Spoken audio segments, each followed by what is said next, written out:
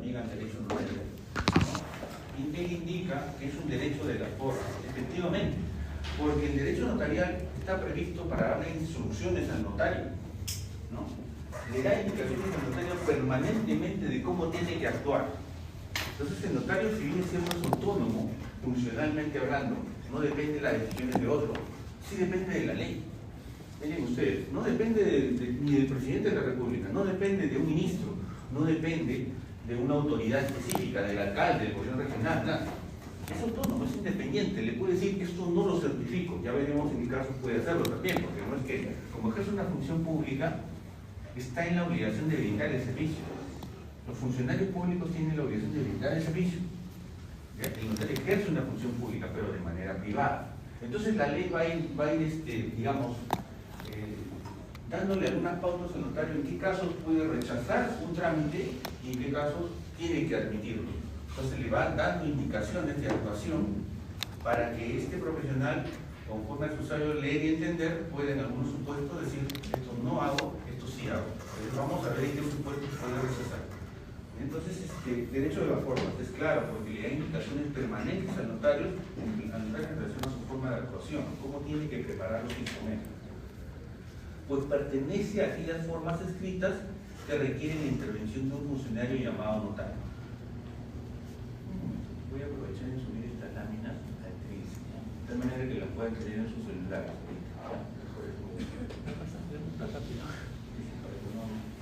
De alguna manera que una parte visible.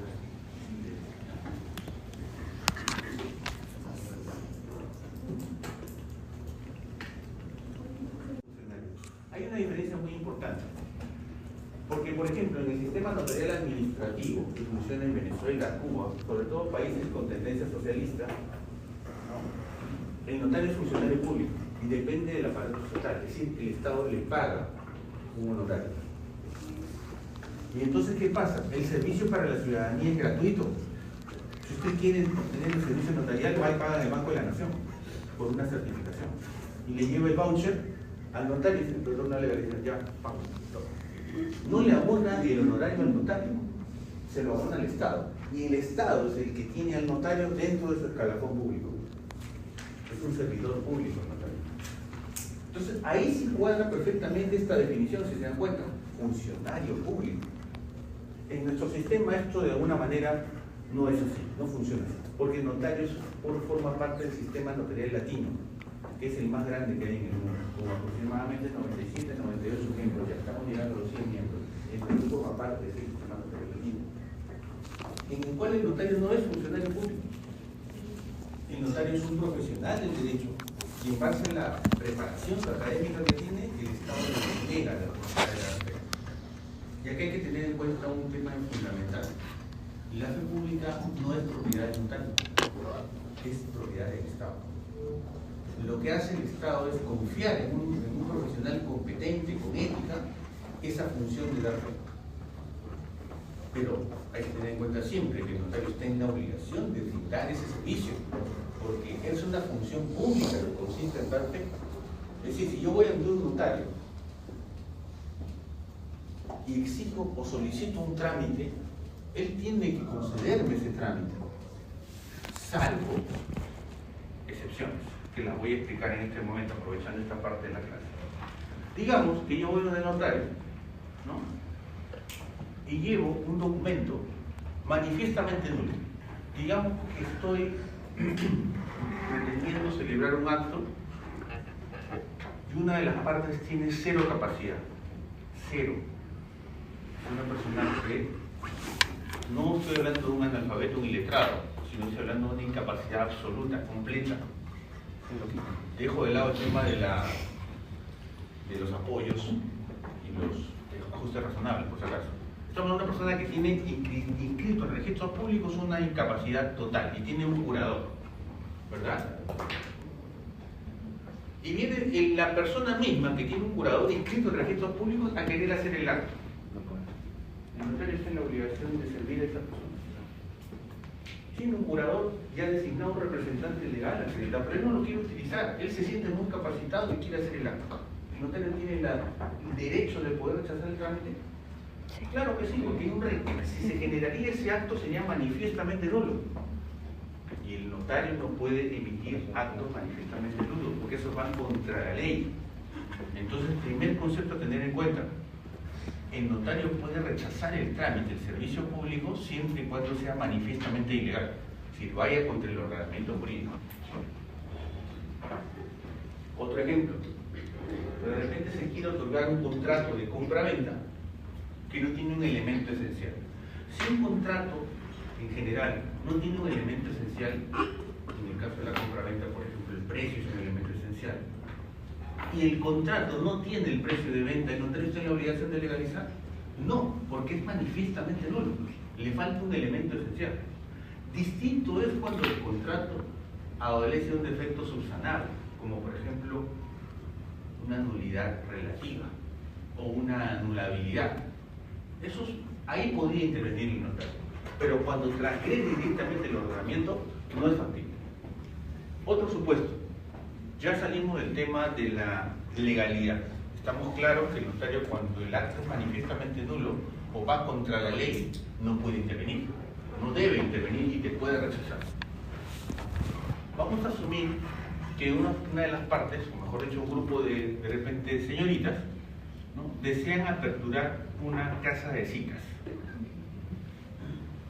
Eso no es un acto manifiestamente ilegal, ¿verdad? Porque si somos, digamos, realistas y tenemos una situación en la cual hay un registro sanitario y las personas que trabajan ahí están con controles adecuados, se podría hacer, ¿verdad? Pero es un tema que tiene que ver básicamente con la moral, ¿verdad? Entonces, vamos llegando a una segunda idea. Yo pretendo aperturar ese local. Si en el contrato indica, en el documento donde se ponen leyes para aperturarlo y refieren que van a contar con los permisos correspondientes y todo, el notario podría participar, debería. Pero si no es claro en relación a estos temas, podría ser. Ojo, la ley, cuando se trata de un acto que va contra la moral, deja a criterio del notario la posibilidad de intervenir. Es decir, te podría rechazar. Podría el notario considerarlo esto como algo inmoral y no proceder. Hay un tema también importante. ¿Qué pasa, por ejemplo, si una pareja de esposos desea divorciarse? El divorcio es un tema bastante ético, que la Iglesia Católica, por ejemplo, no lo permite en teoría, ¿verdad? Uno, para poder divorciarse, tiene que hacer todo un trámite ante la Iglesia, el párroco competente, y eso incluso llega hasta la Santa Sede en algunos casos, para ver si que se le permite a la persona tener un divorcio y volver a casarse nuevamente. Estoy hablando del ámbito religioso. Un notario podría, por ejemplo, decir: yo no los divorcio a ustedes porque para mí ese es un acto que no está acorde a los temas religiosos. No. Podría hacerlo, ¿no? A pesar de que está en la ley, a criterio. La ley, a criterio.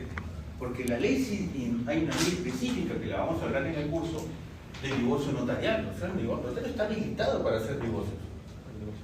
Pero también está la posibilidad que pueda denegar el servicio cuando constituye en sí un acto que va contra la moral o los principios éticos. Acá va contra un principio religioso.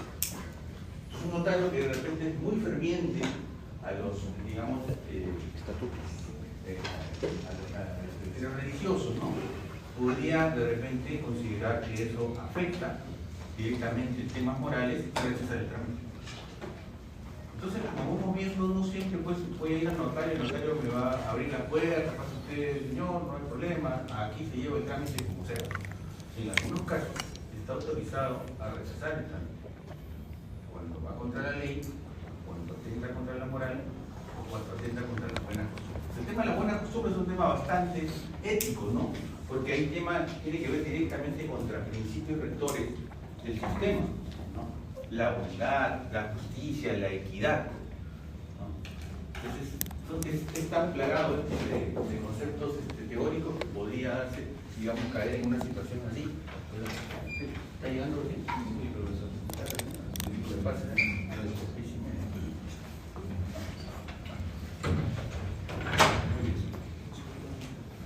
Seguimos analizando. tercer Congreso de Notariados Latino, miren ustedes, está en la lámina, para quien está llegando recién, ingresar al CILCE y ubicar la lámina en el apartado recursos. El recurso lo va a encontrar. Lo que pasa es que está fallando el monitor, todavía no lo viene a arreglar. Entonces, pero tenemos que avanzar. Hay una definición del derecho notarial en el Congreso Internacional del Notariado Latino. ¿Qué es esto? Nos tenemos que preguntar. ¿Cómo es que tengo que interpretarlo? Hace un instante señalaba que el Perú forma parte de la Unión Internacional del Notariado Latino, que es, digamos, la agrupación más grande de notarios que hay a nivel mundial, con casi 100 países, ¿verdad? 98 específicamente. Esa Unión Internacional del Notariado Latino sesiona permanentemente cada 3 años. Inició en el año 1948. Ahí se definió, por ejemplo, qué era el notario. Y eso lo vamos a ver después, porque no hablamos del notario, estamos hablando de derecho notarial ahorita. El notario vamos a hablar seguro la siguiente semana. En el primer congreso se definió qué era el notario. Profesional en derecho, lo que le expliqué más o menos en un instante. En el segundo se hablaron temas vinculados directamente con la fe pública. Y en el tercero, que es el que viene a colación porque estamos hablando de derecho notarial, se definió lo que era el derecho notarial. Estamos hablando de 1954, miren ustedes. O sea, ya más de 70 años. ¿No? Era interesante para, en ese contexto, definir lo que era esta rama del derecho. ¿Qué es lo que se acordó ahí? ¿Qué fue la aclamación final? El derecho notarial, ¿no?, era conjunto de normas legislativas, reglamentarias, usos, decisiones, jurisprudenciales y doctrinas que rigen la función notarial. Ojo, cuando hablamos de función notarial ya tenemos claro, ¿verdad? Dar fe y dar forma. Eso ya tiene que estar claro, los días son y el instrumento público notarial. O sea, es un conjunto de herramientas legales que son conducentes a analizar la función del notario, lo que realiza, lo que hace el notario. Y esto es así, si nos damos cuenta, que es el derecho a la forma. Le impone constantemente reglas, le impone constantemente ciertas, digamos, indicaciones al notario de cómo trabajar. Eso es básicamente el derecho notarial, que finalmente se va materializando en normas específicas, como la ley de notariado, como el reglamento de la ley de notariado, que quedó sin efecto por un tema que ya les voy a explicar seguramente después, pero que en principio nació, o sea, los notarios actualmente, en un determinado momento tuvieron el reglamento de la ley de notariado, que salió en el año 2010. La ley es del año 2008, y en el año 2010 se planteó un reglamento y se aprobó. Lamentablemente el reglamento, que estaba bastante bueno, fue dejado sin efecto por una acción de inconstitucionalidad que se interpuso contra él. ¿Debido a qué? A que fue mal publicado, ¿no? Es decir, los actores de ese reglamento de la ley de notariado no hicieron la publicación donde correspondía. ¿Dónde se debe publicar una norma que va a ser vigente? Diario Peruano. Lamentablemente se publicó en la página web del Ministerio de Justicia. Y eso trajo abajo ese reglamento que estaba bastante interesante, incluso diagramaba una serie de detalles en relación a las capacitaciones de los notarios, a la preparación de los exámenes. Los notarios actualmente se manejan sin reglamento, pero existe la ley, ¿no?, que es lo que justamente vamos a analizar en el curso, el 1049, llamado Ley del Notariado.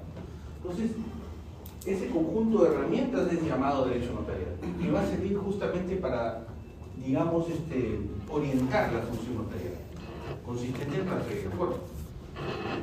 Y también regulan al instrumento público notarial. Claro, porque el instrumento público es el principal efecto de la función notarial. Estamos viendo que el notario produce instrumentos públicos de manera permanente.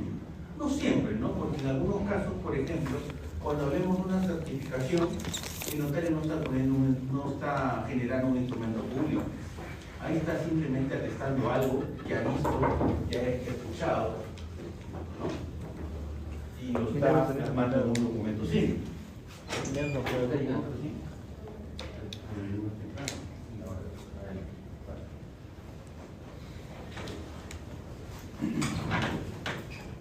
Quienes están llegando recién, tienen comentarios con sus compañeros sobre lo que se ha avanzado en relación a la práctica y a la respuesta del trabajo. Ya no puedo estar repitiendo, yo creo que la hemos repetido otra vez más, por eso ya me quita la dirección de la respuesta. Si están llegando recién, pueden hacer después de encontrar sus compañeros. Dijimos después, por favor, ¿no? Para poder coordinar con ustedes. Se han aplazado algunos puntos, ya podemos comentar. Muy bien. Siguiente punto, siguiente plano.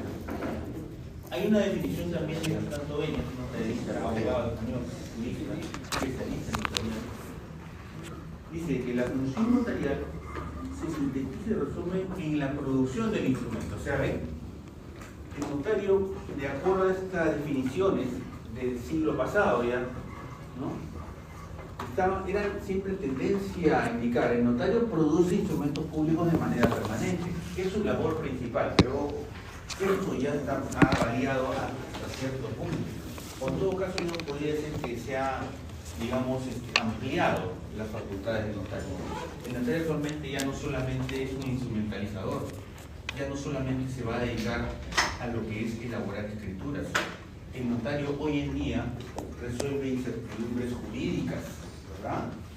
Lo vemos sobre todo aquí en el Perú. Es uno de los digamos, países en los cuales el derecho notarial ha avanzado más, junto con Argentina también, ¿no? Acá en Sudamérica menos, ¿no? Después los demás países se han quedado, digamos, algo en el tema del notario instrumentador. Pero aquí, en realidad, al notario se le ha autorizado bastante facultades y resuelve incertidumbres jurídicas, como cuáles, por ejemplo, declara derechos. El notario declara derechos. Usted quiere iniciar un trámite de declaración de herederos llamado sucesión intestada. Y entonces los herederos de un determinado causante quieren que se les considere como tal, legalmente, ¿no? Y entonces van a un notario, para que el notario publique esa sucesión y finalmente declare herederos a quienes han acreditado su derecho, resolviendo esa incertidumbre jurídica existente. Otro ejemplo, conduzco un bien de manera continua, pacífica y pública por un determinado tiempo. Necesito de un funcionario público que me declare propietario. Puedo ir donde el juez, pero hoy en día también puedo ir donde el notario, para que el notario me dé un título de propiedad de esa conducción continua, pacífica, pública, y me dé el título correspondiente. Entonces el notario va resolviendo incertidumbres jurídicas, no solamente de prescripción, vamos a ir viendo cuando tenemos los trabajos, también por ejemplo, la formación de títulos supletorios. Ustedes te pueden dar un título que refuerce lo anterior, por ejemplo. El notario corrige, por ejemplo, medidas de una propiedad urbana que tiene las medidas deficientemente inscritas en registros públicos. Yo puedo ir a un notario para que corrija esas medidas incorrectas, ¿no? Ya vamos a ir viendo cómo es que se manejan esos trámites también. Pero el notario está presente en una serie de situaciones que hace unos años no se pensó que podía tener. Hoy el notario, por ejemplo, formaliza uniones de hecho. Dos personas que tienen una unión convivencial sin impedimento matrimonial, de acuerdo al Código Civil, pueden ir donde un notario, ¿no? Por más de 2 años, por supuesto, y gestionar una unión de hecho formal que tenga derechos similares a los del matrimonio. Similares a los del matrimonio. Claro, no es una sociedad conjugal, pero tiene mucho de parecido, de similar en el aspecto económico sobre todo, ¿no? El tema de fidelidad también. La diferencia, por ejemplo, es que una unión de hecho el conviviente la puede resolver unilateralmente. En cambio, un tema de matrimonio, la situación es compleja porque la ley señala causales para resolver ese vínculo matrimonial, ¿verdad? El abandono de hecho podría ser uno de ellos, pero tiene que ser gestionado judicialmente. O cuando hay acuerdo, bueno, ellos pueden decidir divorciarse. En la unión de hecho no hay tanta formalidad. Simplemente si un conviviente no está muy de acuerdo con el otro, de repente va donde el notario, de repente el mismo que los unió, dice ya no quiero convivir con él. Y no hay que acreditar ningún tipo de justificación, que faltó a tal cosa, o simplemente ya es una decisión unilateral, netamente subjetiva. Y también el matrimonio es una cuestión mucho más fuerte, ¿no? Bien, entonces, siguiente.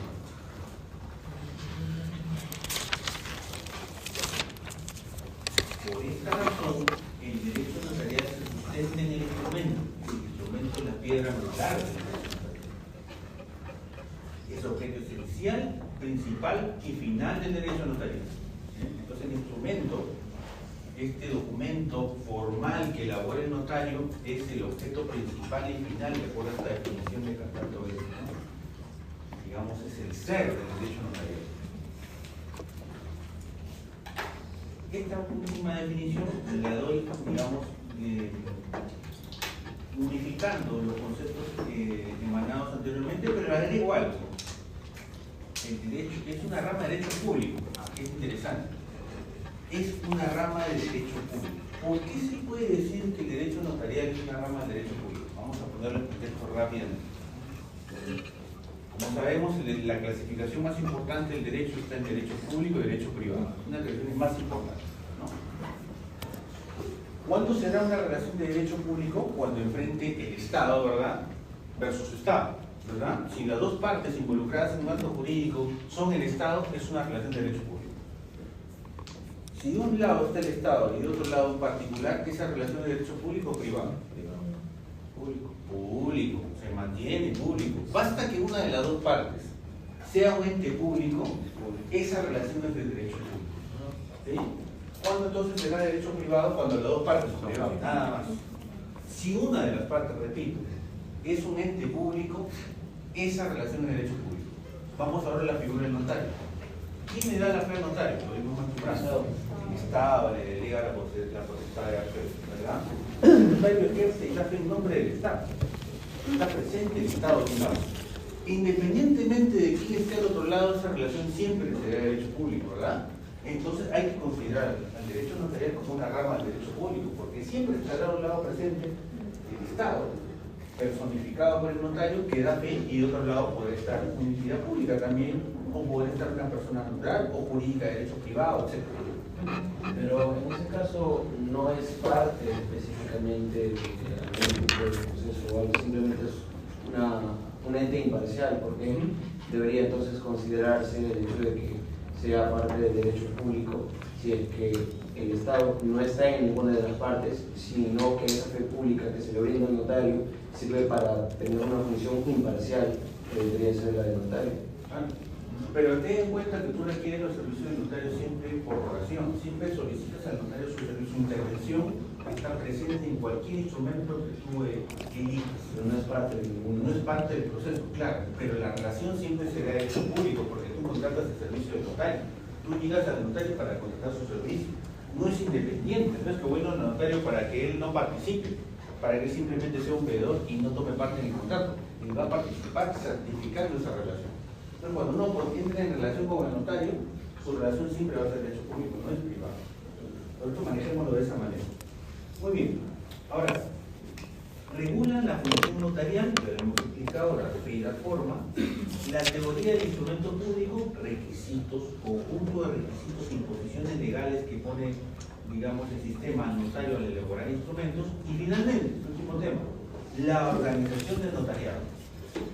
El derecho notarial regula la organización del notariado también. ¿De qué manera? El notario no es una isla, no es que simplemente se hizo notario, abre su oficina y es con eso es suficiente. Tiene una colegiatura y es dependiente de un colegio notario, de alguna manera, porque no puede trabajar, no puede tener oficina sin tener colegiatura. Entonces, la ley ha diseñado un ordenamiento en relación a una estructura del sistema notarial en nuestro país, por ejemplo, ¿no? Hay un colegio de notarios, ahí también existe un tribunal de honor que juzga al notario al interior del colegio, y finalmente está también el Consejo de Notariado como máxima autoridad nacional, ¿no? Ahora, la organización de notariado no solamente está, digamos, dispuesta así en nuestro país, sino también en los países del sistema latino, como vamos a ir viendo, están reguladas por principios rectores. Principios que tienen que ver con la importancia del documento notarial, que tienen que ver también con, por ejemplo, las solemnidades que remite el documento, ¿no? El hecho de que sea funcionario público o no sea funcionario público, que eso lo vamos a ir viendo más alrededor. Entonces, la ley regula los principios. En el Tribunal de Honor, ¿cómo qué aspectos se evalúan o qué casos se ven en ese tribunal? ¿Aspectos éticos, morales? Claro, todo lo que tiene que ver con temas deontológicos. La función propiamente notarial, ¿no? Por podría ser cualquier tipo de intervención del notario en las cuales pueda haber causado un perjuicio a una de las partes. No puedes ir a un tribunal de honor, por ejemplo, a pedir reparación civil. Eso no lo resuelve un tribunal de honor. Ahí sí tendrías que ir al Poder Judicial. Pero es fundamental para efectos de un trámite de reparación civil tener una sanción al notario vía administrativa.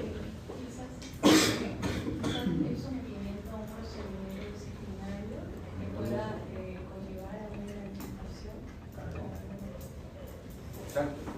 En realidad lo que el usuario busca en sí es una sanción al notario por una inconducta funcional, ¿no? El hecho que haya trabajado mal te ha generado un perjuicio.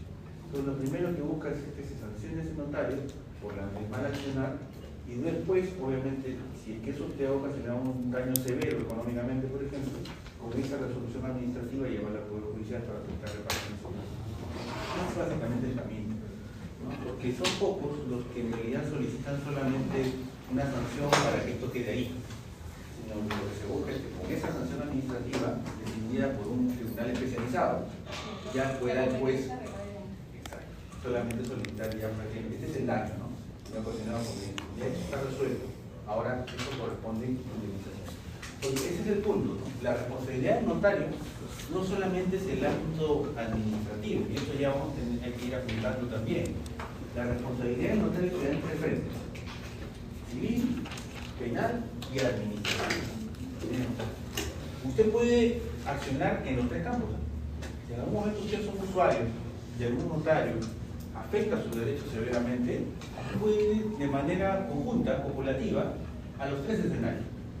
Lo puede llevar al notario al tribunal o no, paralelamente va iniciando su acción civil y por qué no un delito, un tema delictual, ¿no? Contra la república, falsificación de documentos, etc., ¿no? Entonces puede accionar en los tres frentes, no necesariamente quedarse en el ámbito administrativo. Claro, es posible que de repente el juez le diga, a ver un ratito, pero a lo mejor primero que resuelva en el ámbito administrativo. Eso no se especializa. Una vez que ellos resuelvan, si hay lugar o no a una sanción de ese notario, viene para aquí. En otras palabras, por supuesto. Pero la ley no señala limitación, no puede accionar en nuestro caso. La responsabilidad es tripartita. Lo mismo que para los reportadores públicos, que vamos a hablar de revisar más adelante, la responsabilidad es la misma: civil, penal y administrativa. Bien, vamos a hablar de las características. Ya. Las características del derecho notario. La importancia del derecho. De acuerdo a nuestras CPTs, es una rama del derecho. Ya explicamos eso en el entendido que el notario ejerce una función pública en nombre del Estado. Que al relacionarse con terceros está presente de un lado la fe, el nombre del Estado, y del otro lado el particular. Es una rama del derecho público. Es eminentemente formal, ¿no? Hemos visto hace un instante con la definición de Castanto Dueña, Jiménez Arnau también, que dice que es derecho de la forma, ¿no? Entonces le va constantemente y permanentemente dando instrucciones al notario cómo es que tiene que elaborar esos instrumentos. La verdad es que las instrucciones, por ejemplo, en estos últimos 15, 17 años que lo vengo analizando de manera detallada por inclusión, no han variado mucho. En realidad, la estructura del instrumento notarial desde que soy notario hasta la actualidad casi no se ha modificado.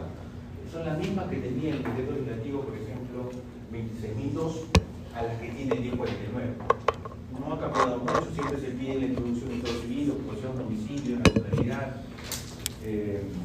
domicilio del otorgante, la fe de capacidad, libertad de conocimiento. Son parámetros que casi siempre están, pero podría cambiar, ¿no? Podría variar. El legislador de turno podría decir, no, mejor que el notario ya no dé fe de capacidad, que eso simplemente podría dejarlo de lado, ¿no? O de repente que se le agregue un requisito más a la introducción de la escritura. A ver, en vez de nacionalidad, que ponga también hoy en día que está, por ejemplo, el tema de la, ¿cómo se llama?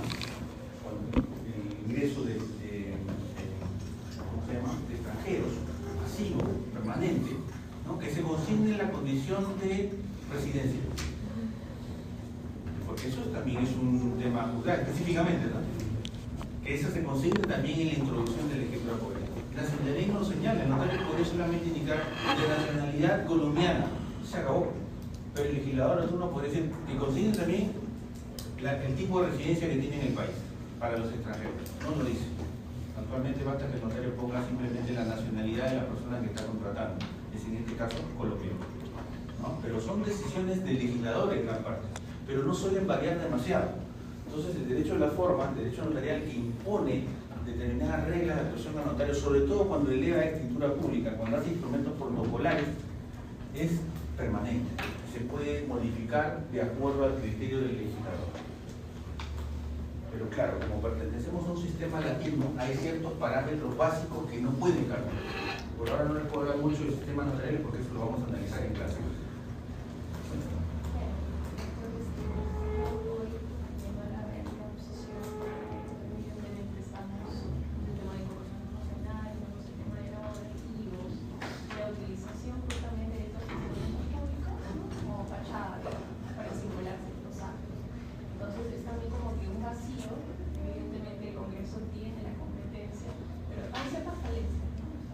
Aducir a eso, ¿no? Porque vemos que se utilizan, pues, van a poder la notaría, ¿no?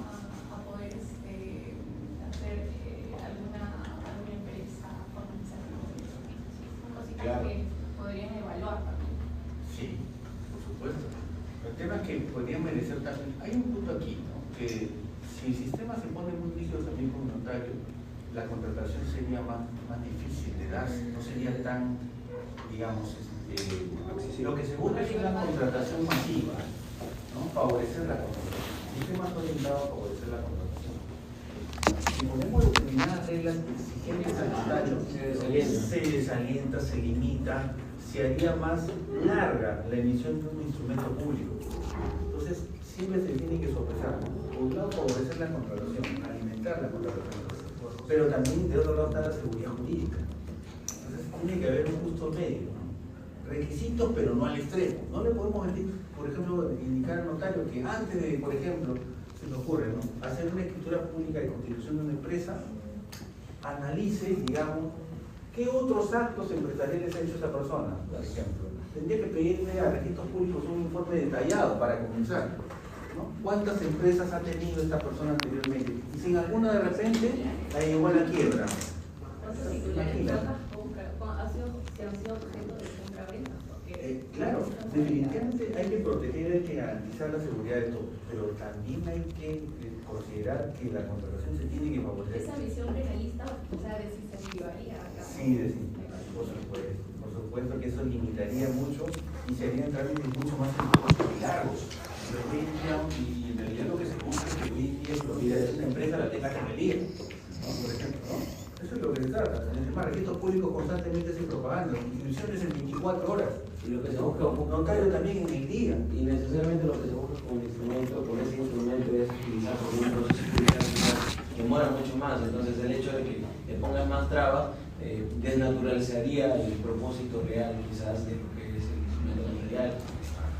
Hacía mención por el tema de Odebrecht, había leído un artículo de que esta se fusionaba, simplemente cambiaba su nombre, no iba a registros públicos, cambiaba su nombre y cuando se lanzaba una convocatoria de contratación en el Estado, nuevamente sería ganadora, porque evidentemente las personas pierden, como siguen tendencias, pierden, entonces la sociedad como que pierde, digamos. O sea, son empresas fachadas, como estábamos diciendo.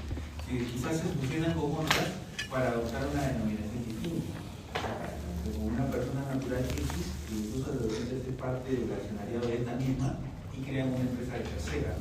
Ya no está Ola, por ejemplo, de promedio, o Odebrecht, de promedio, sino aparece pues Liqueritos Santa, que es una empresa distinta, pero dentro del accionariado también está los mismos, o HL, o lo que sea. Son jugadas. Es un derecho adquisitivo. Al hablar justamente de temas de forma, de solemnidades, estamos viendo que es un derecho adquisitivo, porque el derecho sustantivo, por ejemplo, regulado en el Código Civil, regula las relaciones interpersonales, básicamente interpersonales, pero no le impone requisitos o formalidades, no suele ponerlos. Cuando quiere poner formalidades, indica escritura pública, acá se publicará la firma, etc. Y en eso el Código Civil en realidad es importante. Permanentemente remite, no directamente ya te habla de notarios, pero sí te dice certificaciones, escrituras públicas, instrumentos públicos. Esa es básicamente la visión del Código Civil. Entonces, por ende, las normas de derecho notarial son de derecho adquisitivo por ser ampliamente formalistas. Finalmente, es instrumental. Hemos visto que el instrumento público es digamos, la preparación más importante que realiza el notario de un documento, plagado de formalidades, solemnidades. Entonces, el instrumento notarial, cuando se habla del derecho notarial como característica, se dice que es instrumental precisamente porque es el principal documento que emite este notario. El principal documento que emite el notario, instrumentalista. También hay excepciones, por supuesto, como en el tema de las certificaciones, ¿no? En una certificación no hay un instrumento propiamente. Digamos que voy a el notario y quiero certificar una simple copia. Ahí el notario no está elaborando un instrumento. Máxime si tenemos en cuenta que de acuerdo al Código Procesal Civil, por ejemplo, la certificación de un documento privado no convierte a ese documento en público. Miren ustedes, eso señala el Código Procesal. Entonces yo puedo ir a un notario a legalizar las firmas en un contrato de arrendamiento y el notario certifica la firma. ¿Ese contrato seguirá siendo privado o pasa a ser documento público? A eso me estoy refiriendo. Seguirá siendo privado, porque el Código Procesal justamente te señala eso. La certificación de firmas de un documento privado no lo convierte en documento público, seguirá siendo privado. Entonces, el instrumento no va a estar presente siempre en el notario. La actividad notarial también es certificante, es autenticante, no necesariamente concluye en un instrumento público. Hay que tener en cuenta así que el instrumento público es la expresión más alta del notario. No es cuando se hace presente y decimos, bueno, acá está presente el notario, elaborado esta escritura pública. Es la mayor expresión, sí, de la función notarial.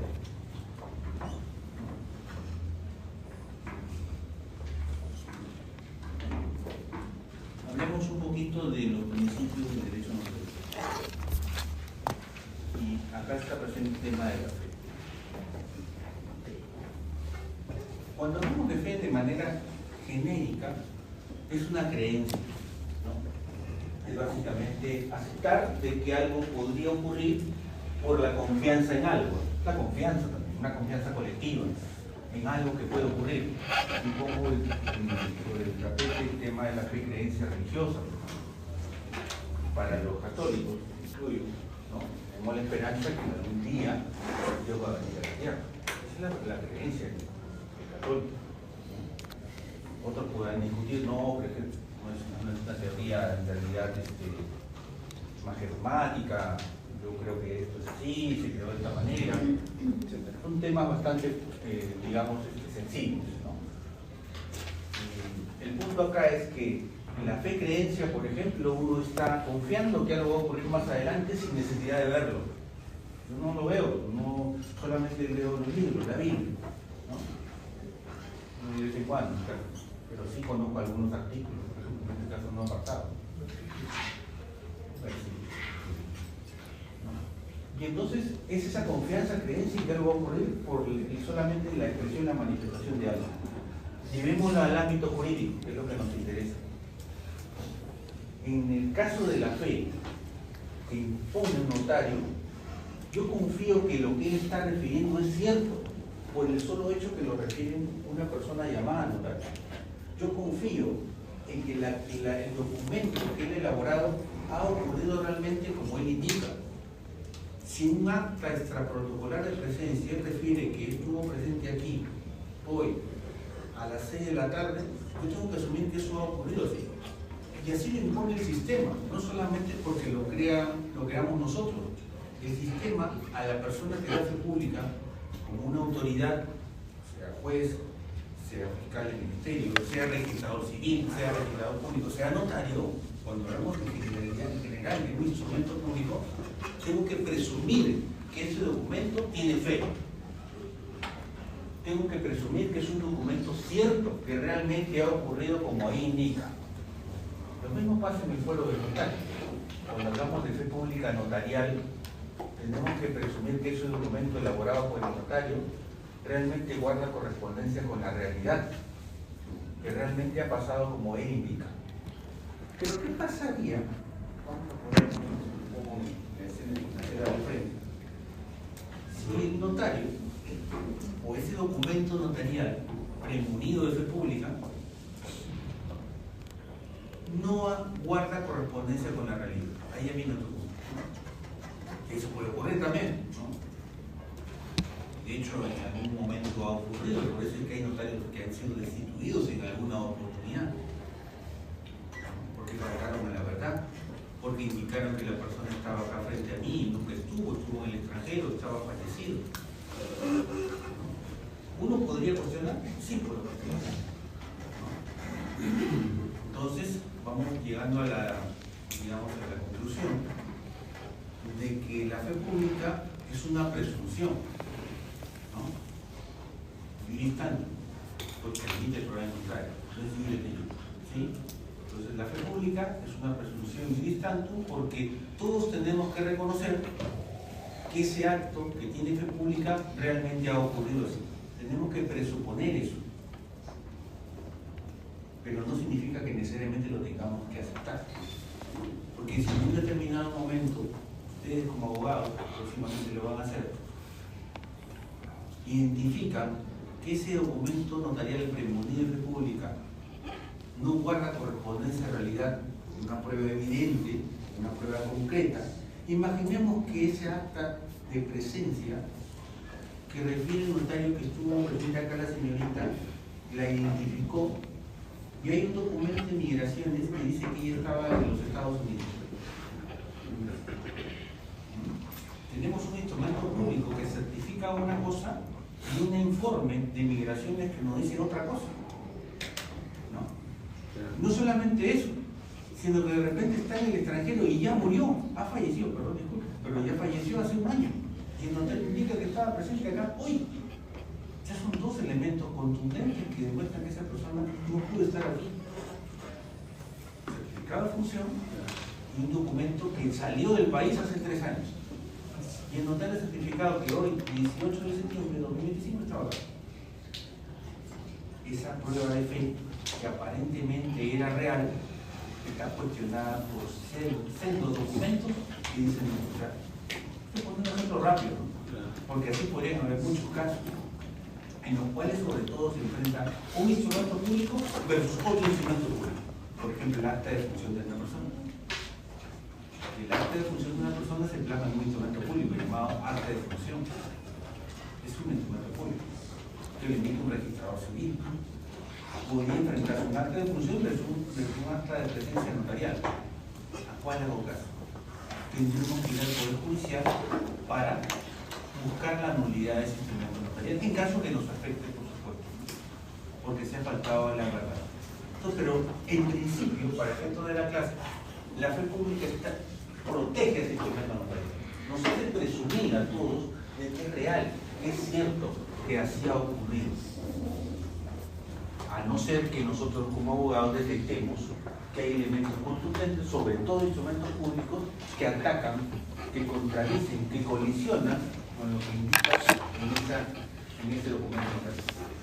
En cuyo caso habrá que llevarlo a la judicial para que se determine si finalmente fue real o no lo que fue con las sanciones correspondientes, recuerden, civil, penal y administrativo. Muy bien, pero la fe puede ser pública o privada, ¿no? Vamos a analizar la fe privada, la más sencilla. De acuerdo al Código Civil sustantivo, cuando dos partes celebran un acto, están premunidas de buena fe, ¿verdad? No es que se presume la mala fe. La norma sustantiva indica que los contratantes están premunidos de buena fe. Tal es así que en su articulado también señala que quien alega mala fe lo debe probar. Es decir, celebran dos partes, un propietario y un inquilino, un contrato de arrendamiento. Volvemos al tema del arrendamiento, ¿no? Pactan en sus cláusulas la renta, pactan probablemente el tema de la garantía, el tiempo de vigencia del contrato y algunas causales específicas de resolución. La norma asume que propietario e inquilino están pactando de buena fe.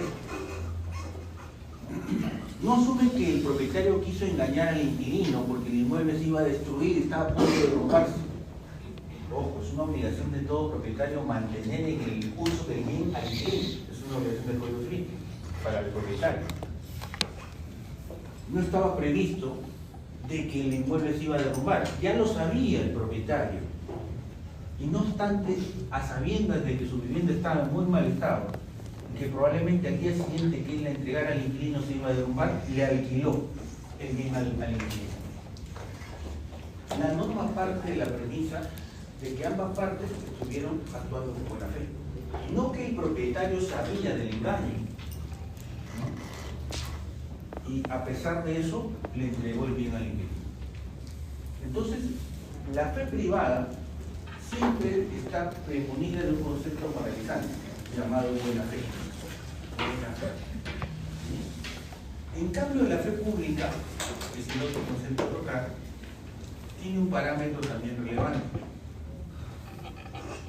que está dotada, está entregada, ha sido dada a aquel funcionario que el Estado ha designado por mérito, por cualidades propias.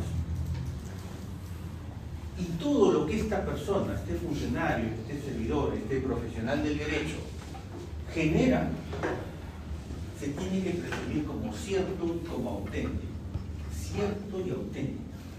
Tiene mucha relación con lo que explicaba el la fe pública en general. La diferencia y la adicional es que acá se presume cierto y auténtico. Auténtico, ¿por qué? Por la fe que imprime ese como lo plasma de fe el documento, automáticamente se presume cierto y auténtico. Se presume cierto y auténtico por la fe pública que inviste este funcionario a ese documento. Ya sabemos que esto puede ser contrariado en sede judicial con otros instrumentos públicos u otros instrumentos públicos, ¿no? Porque atacan manifiestamente la veracidad que se ahí indica. ¿Qué ha ocurrido?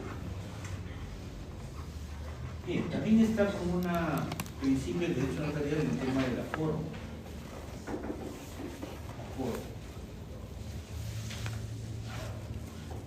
Y entonces siempre está de por medio el formalismo en la facción del instrumento público. Eso ya lo hemos venido indicando también anteriormente. La forma tiene que ver directamente con las implicaciones, con las básicamente instrucciones que da la ley al notario en torno a la redacción de los documentos que él va a elaborar. Siempre habrá indicaciones cuando se elaboren instrumentos públicos, pero hay casos, por ejemplo, en los cuales la ley lo deja en cierta libertad al notario de poder elaborar instrumentos, no necesariamente públicos, pero certificaciones, por ejemplo, libertad en actuación. Cuando el notario, por ejemplo, elabora actas, que son instrumentos públicos, pero no específicamente incorporados al protocolo notarial, o sea, actas extraprotocolares, el notario tiene libertad de actuación, por ejemplo. Ahí ya no está la rigidez de la solemnidad, de la forma. ¿A qué me estoy refiriendo? Pongo el ejemplo del notario que llega aquí y elabora el acta de presencia. Cuando un notario redacta un acta de presencia, está en libertad de incluir en el texto lo que él considere pertinente. Ahí la ley ya no le dice, pon esto, estado civil, ocupación, domicilio, nacionalidad, no. El notario, si quiere, identifica a las personas, como que puede decir solamente, observé que habían 38 alumnos. Como una foto, no estoy en la obligación de identificar uno por uno. Hay libertad de forma en las actas extraprotocolares. Distinto es, por ejemplo, cuando en esa acta extraprotocolar, y eso lo vamos a ver oportunamente, alguien muestra disconformidad con lo que está ocurriendo. Digamos que la señorita en ese momento quiere hacer una pregunta, me dice, ¿usted notario para qué ha venido aquí? Ah, bueno, yo he venido a dar fe de una clase que se va a dar en este momento. Yo no estoy de acuerdo con su presencia. Necesito que usted se retire. En el caso de que una persona presente en el acta manifieste disconformidades en la ley, el notario tiene la obligación de consignar esa disconformidad en el acta. Y eso es un imperativo legal, ¿no? Y todavía la ley le dice algo más. Esa persona que manifiesta inconformidad deberá firmar. Y si no quiere firmar, dejará constancia que no te quiso firmar. Ahí sí estás obligado, ¿eh? O sea, el notario lo deja en libertad de actuación. La ley, perdón, lo deja en libertad de actuación del notario en los actas extraprotocolares. Solo en los casos de oposición manifiesta tendrá que dejar constancia de esa circunstancia y hacer firmar a la persona. En caso que no quiera muy bien, deja constancia que no quiso firmar el derecho. Entonces, hay en un proceso formalista casi siempre, no digo siempre, casi siempre. La excepción la constituyen básicamente las actas extraprotocolares. Ahí hay libertad de actuación del notario, en buena medida. Puedes poner que el salón tiene estas características, como que no pones nada, simplemente indica que te personaste tal sitio. Que la ley que más le dice en relación al acta de presencia, le dice, tendrás que indicar tu condición de notario. Eso también es una obligación. ¿Sí? Sí. Cuando un notario llega a un sitio público, no puede irse escondidito a la última carpeta y estar así, ¿no? No. La ley lo obliga, exactamente, la ley lo obliga a manifestar su condición de notario ante todos. Acá está presente el notario tal. Ustedes no han visto cuando, por ejemplo, se da cualquier sorteo. Presente está el notario tal. Eso no lo hacen simplemente por darle publicidad al notario. Eso lo hacen porque la ley lo indica. La ley señala que el notario tiene que dar cuenta de su condición de tal. No es que se va a la última carpeta, como les dice, se camufla por ahí, agachadito, ¿no? A ver qué pasa, ¿no? Cuando nota, ¿no? Tiene que estar en un lugar necesariamente visible, pero sí tiene que advertir a todos de su presencia, porque es un imperativo legal. Pero por lo demás está libre de consignar lo que él considere pertinente, siempre acorde a lo que va ocurriendo, por supuesto. No puede deformar la realidad.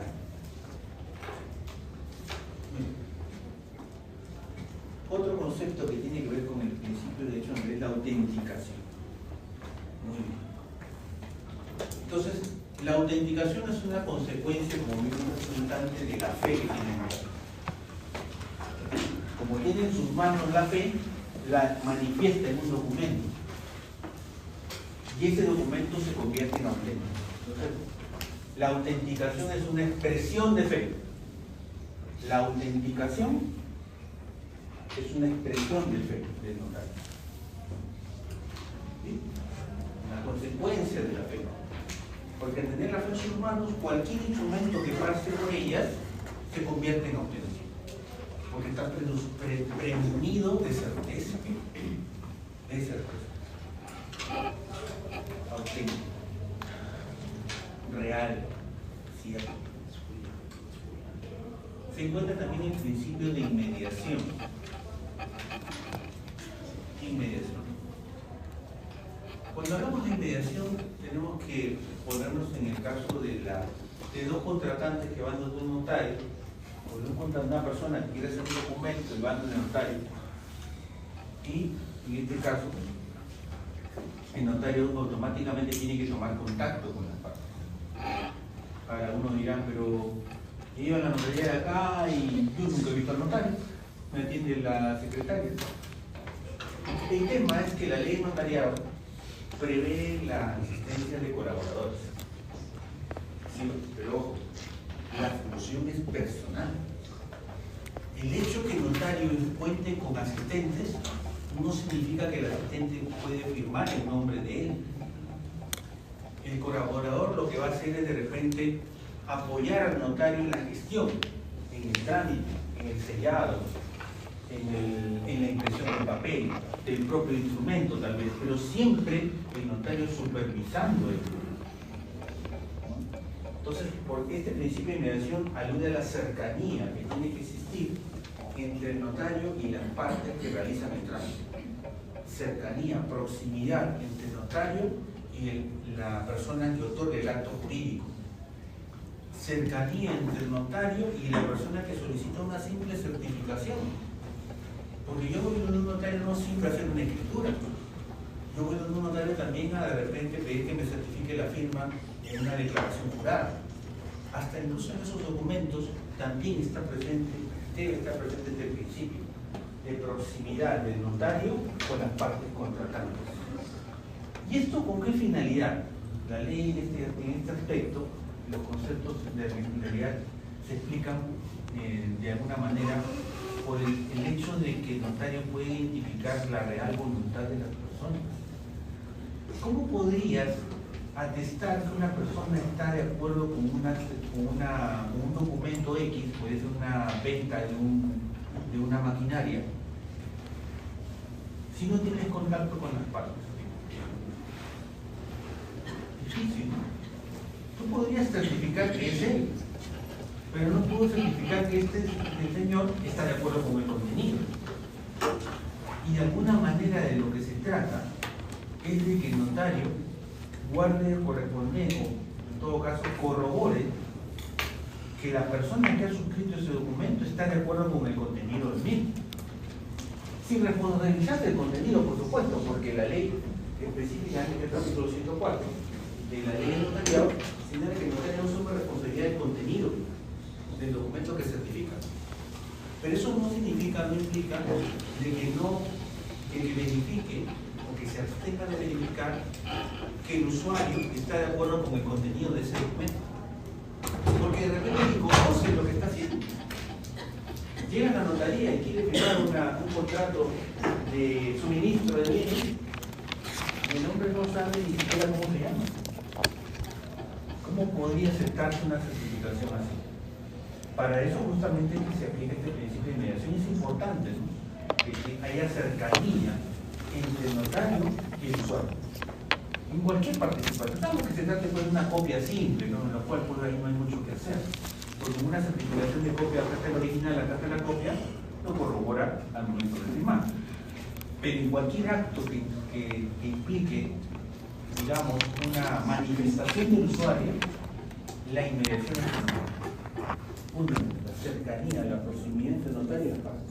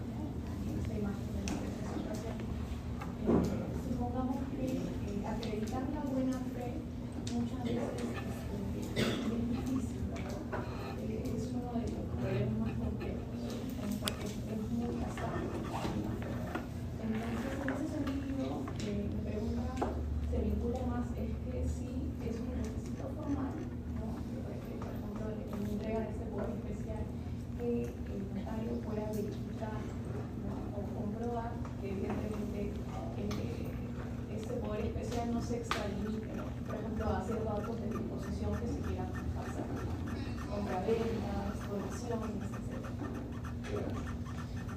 Bueno, es que también está por medio el tema de la voluntad del usuario. Hay usuarios que llegan a una notaría y se un poder amplio. ¿Para qué exactamente? Para que haga todo mi representación. Comprar, vender, por cuenta de bancarias. Y el notario mayormente se manejan plantillas de minutas, por ejemplo. Y se le presenta al usuario. ¿De acuerdo a estas condiciones? De acuerdo a estas condiciones. Reviso si esté bien, de esto, sí, de acuerdo. Firman la minuta, se eleva a escritura pública y se eleva el documento. O sea, limitar en ese extremo no es tan sencillo. Porque hay usuarios que representan al país y desean que el representante ejerza como si fueran ellos. El notario comenzaría a decir, que acá te puede, si tú haces una venta libre, vas a pagar la propiedad, no que sean ventas con cláusula de usufructo o unas donaciones con cláusula de reversión. Sería demasiado tedioso si un notario ingresa al detalle de cada, digamos, acción que podría tomar el apoderado en su nombre, sobre todo cuando son propietarios de poderes amplios, ¿no? Mayormente está librado a la voluntad, y eso sí, a que el usuario, en la medida de lo posible, trate de conocer lo que está haciendo. Ese es lo fundamental, ¿no? Que sepan las consecuencias de quitar un poder en estas condiciones. Eso sí, esa es la función principal. De hecho, que la la ley obliga eso al notario a hacerlo constar en el documento público. Lo vamos a ver cuando analicemos una ejecución pública mía específicamente, en que acabamos de clase. En la parte de la conclusión, el notario está obligado a consignar que el otorgante conoce de las consecuencias jurídicas del acto que está otorgando. Eso es una obligación que lo trajo el 1049, por ejemplo, que no estaba en la antigua ley de notariado. Entonces, con lo cual el notario tiene que ahondar un poco en detalles con el usuario, explicándole más o menos qué es lo que está haciendo, ¿no? Y obtener respuesta favorable de este y hacerlo contar en el mismo.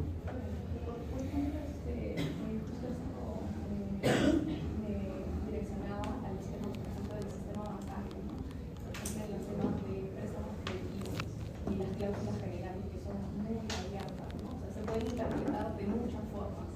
Entonces, vemos que la identidad del usuario muchas veces es transgredida, el conocimiento y todo. Entonces, la persistencia mía es más que todo el usuario, como usted dice, es una obligación, es una formalidad de que, en este caso el notario, es una obligación legal de que la persona, digamos, pueda entender lo que va a pactar en ese sentido. Claro.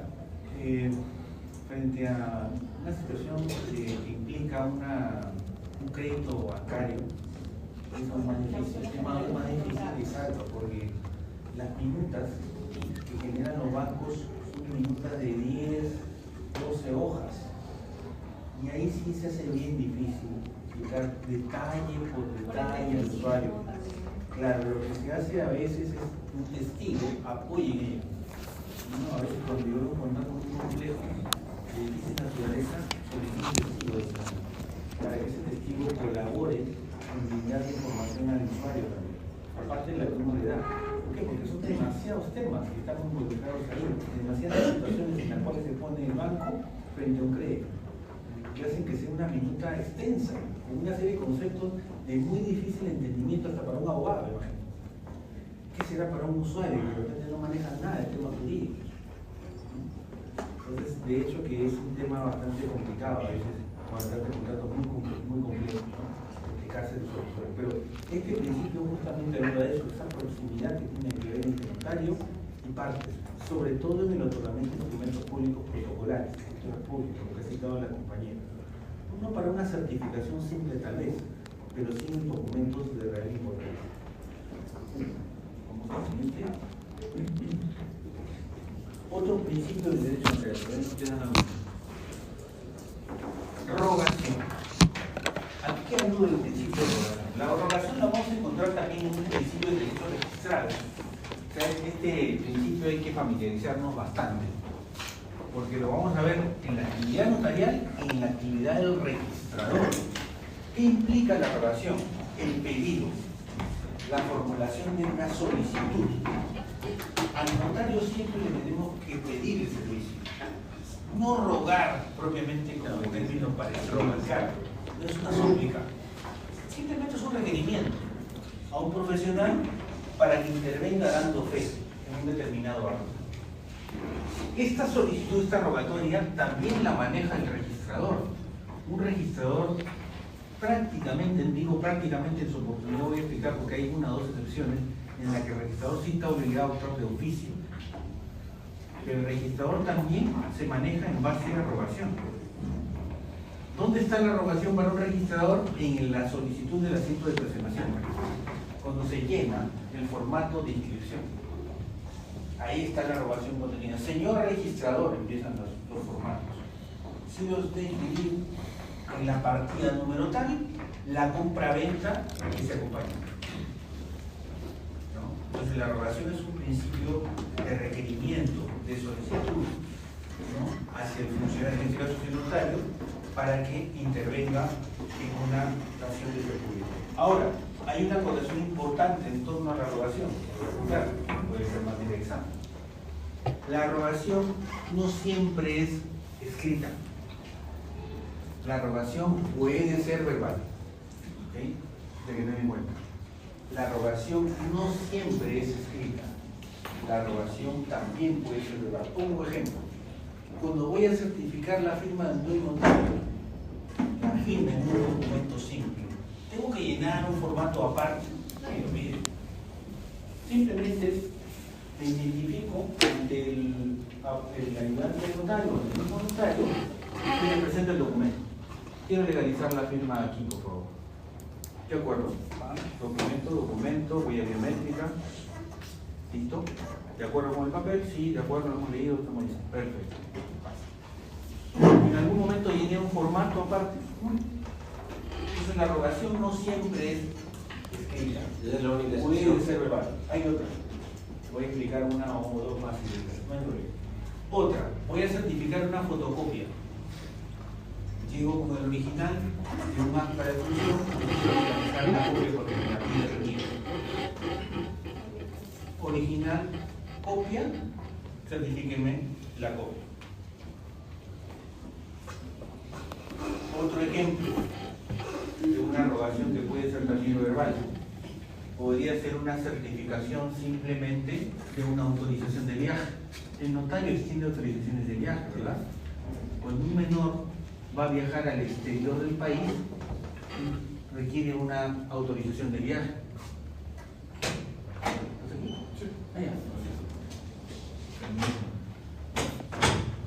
Entonces, cuando uno solicita una autorización de viaje, la rogatoria puede ser verbal. Explicaremos en su oportunidad cuáles son los requisitos para viajar al interior o al exterior del país. Pero en ambos casos, la rogación es verbal. ¿Cuándo será escrita? Vamos al otro caso. Cuando voy a formalizar un instrumento público protocolar. Protocolar, el que va en esa hoja especial de que ya les vengo hablando. Si el notario va a formalizar un instrumento donde es protocolar, ahí la rogatoria tiene que ser escrita. Algunos notarios le hacen incluso zonas de parte.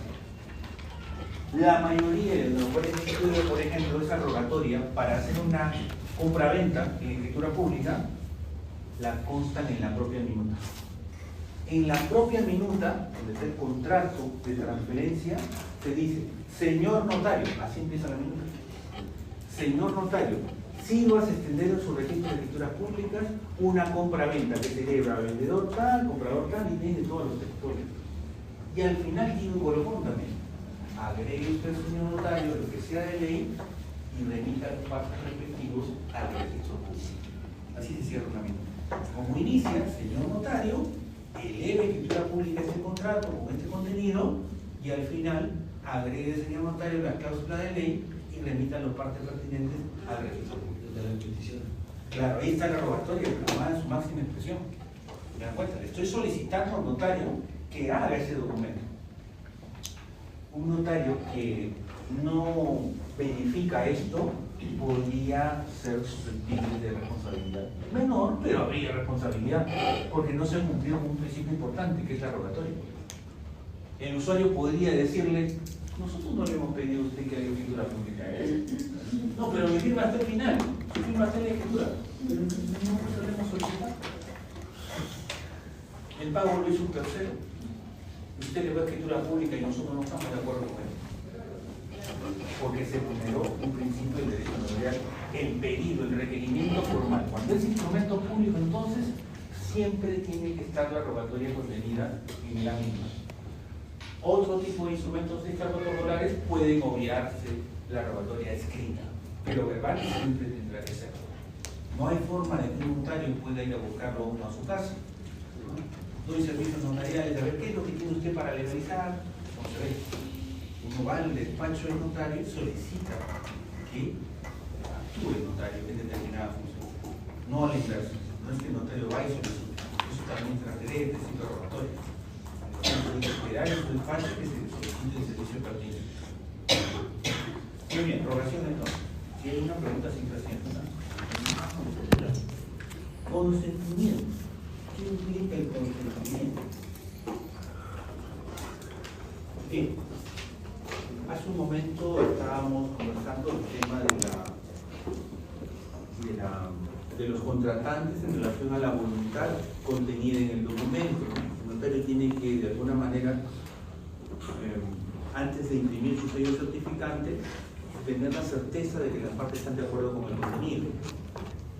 Muy bien, ahí más o menos se roza el tema del consentimiento. Sin embargo, el consentimiento va un poco más allá, que implica el acuerdo de voluntades en relación a un acto a formalizar ante el notario. Ahora, ese consentimiento, ese acuerdo que tiene que existir entre las partes que están celebrando un acto, es inconcebible, por ejemplo, que el notario vaya en dos partes y diga una de ellas, yo no quiero firmar, yo no quiero firmar. Y finalmente termina firmando presionado por el otro. El notario no debería aceptar, porque el consentimiento está de alguna manera viciado. Las partes que van a una notaría tienen que ir decididas a la firma del documento. Cuando ya un notario advierte que una de las partes no desea firmar por A o B motivos, normalmente se necesita que se empape mejor del trámite o que rehaga sus documentos de acuerdo a lo que él desea. Eso al menos que yo suelo hacer. Cuando veo a una persona que no está muy convencida de lo que va a firmar, ¿no? Pero no, que esta cosa no me conviene, que todo no esté de acuerdo, reprogramen el documento, háganlo bien y regresen. Se retiran, ya viene otro, no, estamos totalmente de acuerdo, sí. A ver, esta cláusula está de acuerdo, completamente conforme. Entonces, y eso tiene que ver con lo que estamos hablando. Un acuerdo unánime de las partes en relación al documento que van a formalizar. Ahora, este consentimiento teóricamente va un poco más allá de las partes que celebran el documento. ¿De qué manera? El consentimiento también es para con la sociedad, en muchos casos. Voy a poner un ejemplo. Digamos que el acto se ha formalizado, o mejor dicho, se encuentra en trámite, ¿no? Y se hacen las publicaciones pertinentes, ¿no? Estoy refiriendo a los asuntos no contenciosos que se publican en su mayoría. Y aparece un tercero oponiéndose al trámite. Frente a esa, digamos, decisión de formular oposición al trámite, ¿consideran ustedes que no debe proceder? No, hay una oposición. Se ha vulnerado el consentimiento, o sea, ¿se da cuenta? El consentimiento muchas veces trasciende a la esfera de las partes. También comprende a la sociedad en general. ¿En qué casos? En los asuntos no contenciosos. Cuando el notario publica el acto y lo pone en conocimiento de terceros. También los terceros, toda la colectividad tiene que estar de acuerdo con ese trámite. Claro, de manera indirecta, por supuesto, porque estamos en el entendido que los avisos publicitarios que se dan en el Perú no todos los conocemos. Cuando de repente quizás un comerciante ni conoce por el tema del peruano y nunca se le ha pasado por su cabeza leerlo. Pero bajo ese concepto se publica justamente para que la sociedad en general muestre su consentimiento en relación al trámite.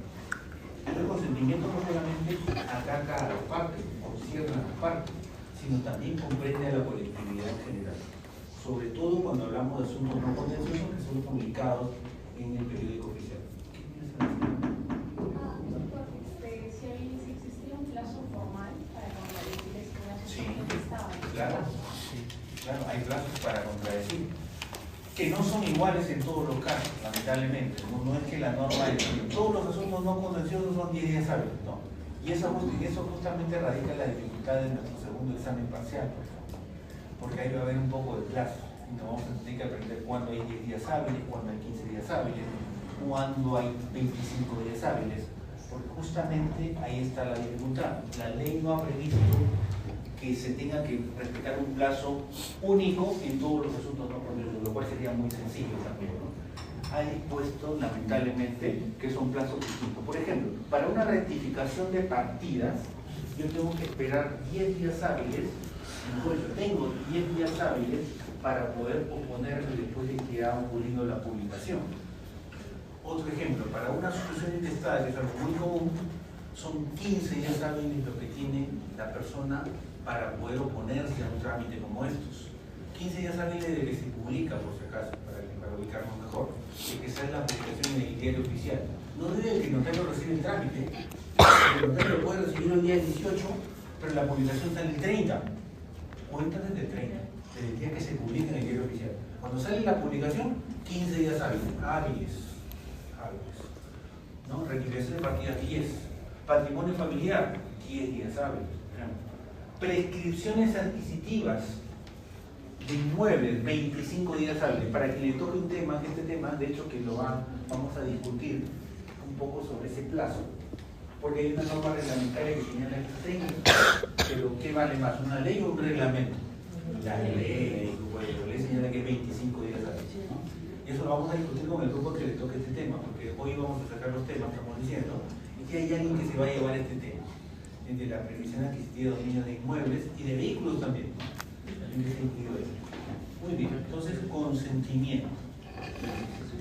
Siguiente tema.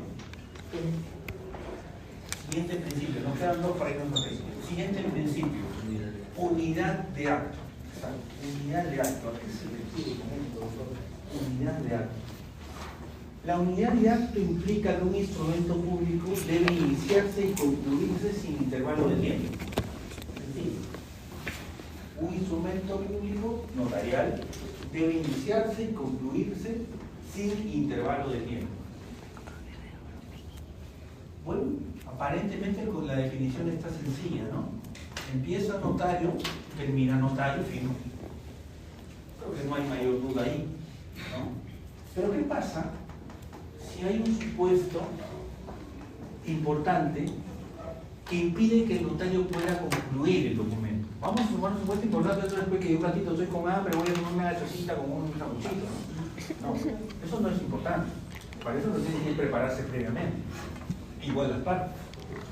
Pero hay hechos, como el caso fortuito de la fuerza mayor, que sí pueden implicar la ruptura de la unidad de acto. Vamos a poner dos ejemplos. No traigo tres. Vamos a asumir que de repente esta es la notaría, ¿no? Y estamos redactando una escritura pública de compra-venta de la señorita y del otro, ¿no? Estamos haciendo el documento, están esperando en la notaría una hora para que salga el documento y se produce en ese momento que se está haciendo la confección un terremoto, cataclismo, 9 grados. No ha ocurrido todavía en el periodo que fuera de nuestro país. El notario tiene que respetar la unidad, tiene que continuar, tiene que ser un ratito, no se queda la pero no importa, acá seguimos haciendo el papel. No, hay una excepción, ¿no? Dada por la naturaleza, grave, que implica que tenga que en ese momento cerrar el registro y salir todo desfavorido. No hay otro, el grado 9, no estamos hablando del grado 5. ¿Sí? Ahí no hay, pues, no, es una cosa muy violenta. Vamos a estar respetando el principio de unidad, ¿no? Cerrando por un hecho de la naturaleza. ¿Sí? Claro, ¿qué va a pasar con el documento?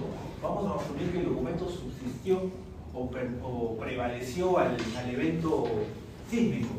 Bueno, el que todavía existe el papel, se dejará la constancia, ¿no?, de que la facción de este documento se suspendió por el terremoto acaecido en la localidad de grado tal de conocimiento público. Y continuarás. Seguirás con la redacción. ¿Sí? ¿Dónde te has quedado? Pero es la cuarta, pero es la quinta. Eso es lo que la teoría indica. Porque, ojo, también hay que tener en cuenta una cosa. Hoy en día los instrumentos públicos notariales se hacen de manera digital. Es más difícil que pase, no es como el antiguo, porque hace 30, 40 años que no existían las máquinas con las computadoras propiamente, los instrumentos eran manualmente. Y entonces esto podía ocurrir, y donde te quedabas ahí salía disparado y después te dejaba la constancia escrita. Ahora es más difícil que eso pase, porque todo está más centrado en el sistema. Solamente vas a imprimir. Tenías muy mala suerte que justo te dara en plena impresión, pero podría ser también. Habrá que dejar la constancia pertinente. Primer supuesto entonces, un evento de la naturaleza. Vamos a ponernos en otro contexto, y esto es real, ha ocurrido acá en el Perú.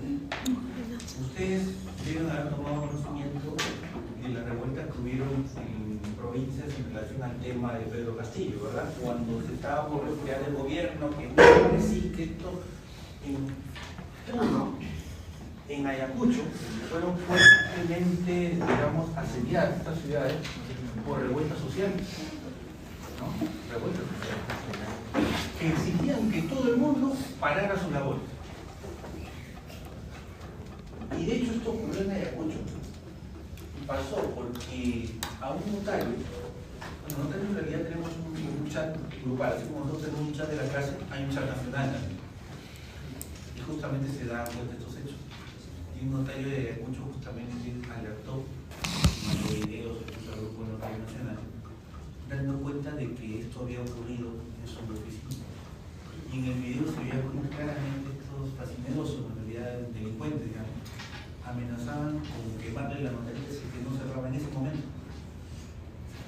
El notario tiene una obligación legal de abrir su oficina, no puede dejar de abrir.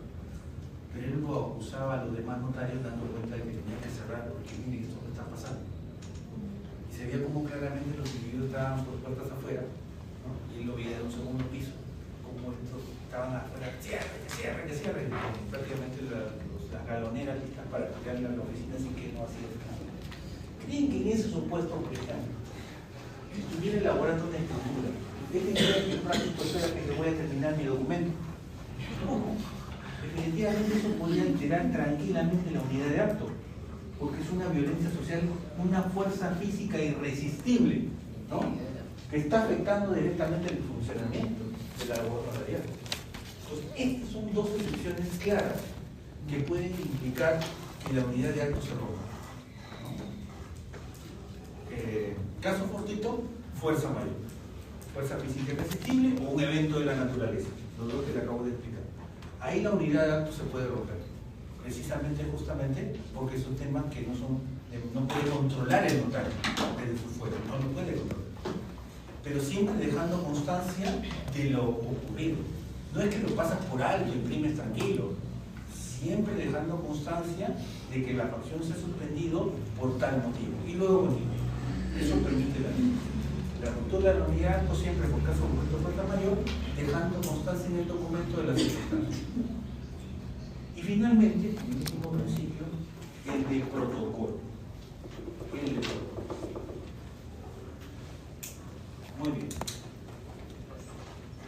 Los notarios tienen una función muy importante en la sociedad que tiene que ver directamente con la conservación. Es decir, el notario, por ejemplo, recoge la voluntad de las partes, redacta el documento, ¿no? Lo conserva y luego expide traslado. Esa es básicamente la figura de la labor notarial. Asesora, consejera, redactora, elaboradora del documento, conservadora y expedidora de traslado. 6 funciones importantísimas. Esta sexta es la que estoy hablando, pero la quinta, la que conserva el papel. Si una vez que ya lo tiene elaborado el documento en ese libro importante que les he hablado que se llama protocolo, lo va a conservar. Aquí la pregunta es, ¿qué pasa si ese protocolo, que es parte de la conservación del instrumento notarial, se afecta por el fallecimiento de un notario, por el cese de un notario? ¿Dónde creen que va a parar? Es una pregunta importante, que también puede ser materia de examen si hablamos de protocolo. ¿Dónde iría a parar ese documento? Una idea. ¿Habrá que devolvérselos a las partes que han firmado? ¿Lo llevamos al Poder Judicial? ¿O de repente lo mandamos a registros públicos para ver qué pasa? Porque registros públicos, la mayoría de informaciones de los notarios están ahí, porque las han derivado. Posiblemente lo vemos, porque hay notarios no están. ¿Qué creen que ocurra con el instrumento notarial que forma parte ya del protocolo del notario? Así que sí, se ha elevado la escritura y el notario lo tiene en su despacho. Mientras el notario vive no hay problema porque lo tiene guardado ahí. Pero acá el notario ya falleció, ya cesó en la función, o de repente lo han destituido, o quizás ha renunciado. ¿Qué creen que en estos casos deba ocurrir? ¿Dónde se va el papel del notario? ¿Alguna idea? ¿Podría ser ante un juez? Ante un juez, claro, esa es la idea que estaba esbozando, ¿no? Podría ser ante un juez, es una alternativa, ¿no? Que se vaya al juez de paz más cercano donde estaba el despacho notario. ¿Alguna otra alternativa? Derivarlo a otro notario. Derivarlo a otro notario, ¿ya? ¿Quién lo derivaría? La parte. El juez. Porque es un libro, ya es el protocolo. No es mala la idea. ¿Alguna otra alternativa por ahí? Registro público. ¿Alguien piensa que por ahí el registro público podría ser un buen cobijador de documentos? Sí, porque usted comentó que se registra la mayor Claro, en el registro público se van a inscribir la mayor parte de instrumentos notariales. Podría ser la buena alternativa. Yo me inclino por la del compañero. Más o menos va como indica la ley. Es decir, que lo administre otro notario. El tema es, ¿quién se lo entrega a ese otro notario? Es la siguiente pregunta. ¿Bien judicial? Vía judicial. Un juez determina Digamos que un juez determine. El notario tiene por encima en su momento hay un estamentos en el ámbito notarial. Ah, ¿Por qué no mejor ellos? Porque ir al Poder Judicial ya es... Bueno, claro, por ahí vamos. Hay estamentos, está el notario, está el colegio notario, está el consejo notarial. Si ha fallecido un notario, es un notario pesado, ¿por qué no mejor que decida el colegio de notarios a qué notario lo pasamos? ¿Bien? Esa es la salida que da en principio la ley. Es decir, se va a otro notario por un determinado tiempo por decisión del colegio de notarios. Ahora, y hay que acotar algunos detalles. Se va por un tiempo. ¿Cuánto tiempo? 2 años. Por 2 años, esos documentos, el protocolo notarial, ese libro de escrituras públicas, se va a otro notario. ¿Por decisión de quién? Del colegio de notarios, correcto. ¿A propuesta de quién? Así al azar. ¿Creen que debería ser así al azar?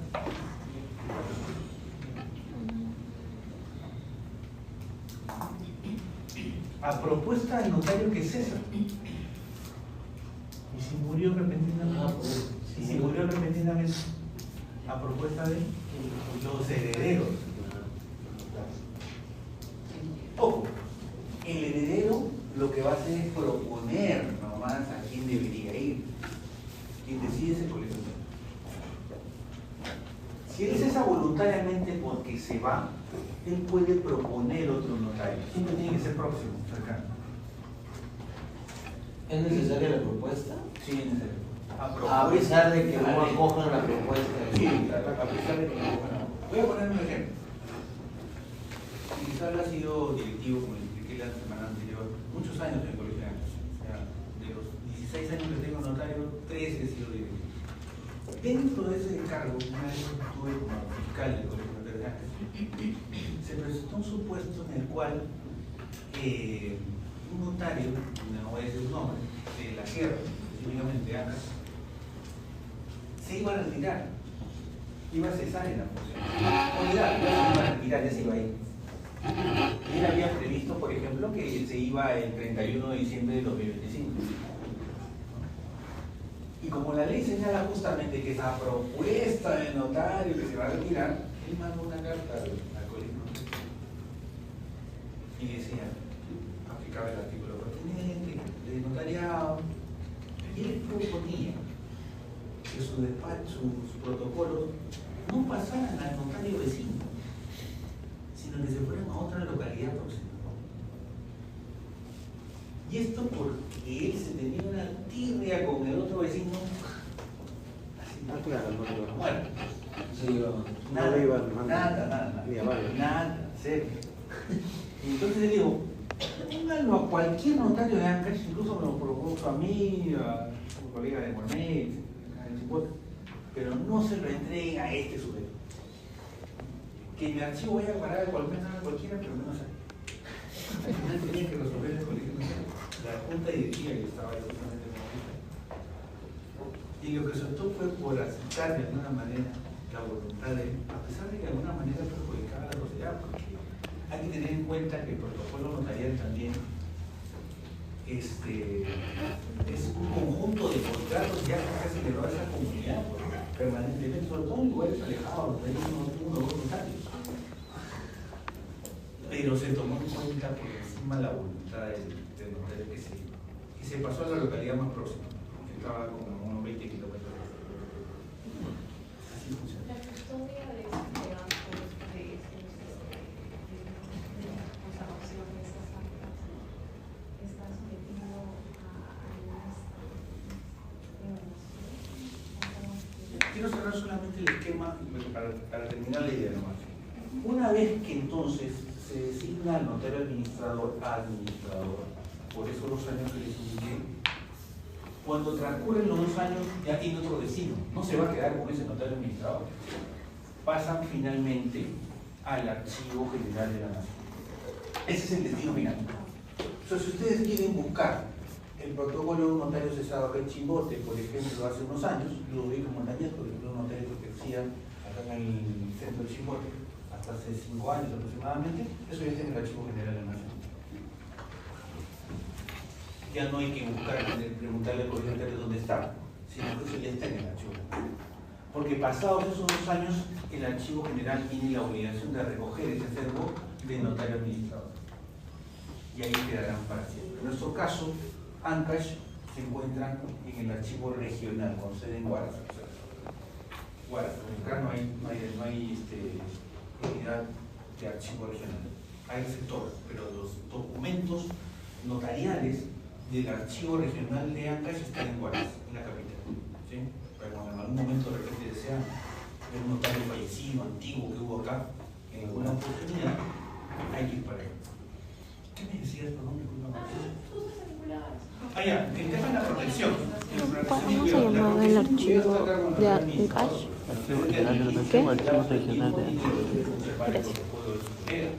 Ahora, ahí yendo a un tema específico ya, el notario puede, administrador, pedir copias de esas escrituras.